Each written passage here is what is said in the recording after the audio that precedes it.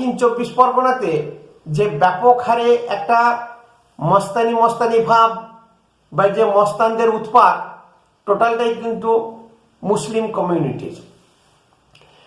আর এই মুসলিম কমিউনিটিকে গত 50 বছর ধরে যে বারবারন্ত, তার পিছনে মদত আছে বামফ্রন্ট সরকার, সিপিএম, এসইউসিআই এবং লালন পালন করে কোলে নিয়ে বুকে জড়িয়ে ঘুরে বেড়ানো টিএমসি, মমতা ব্যানার্জি এবং অভিষেক বন্দ্যোপাধ্যায়।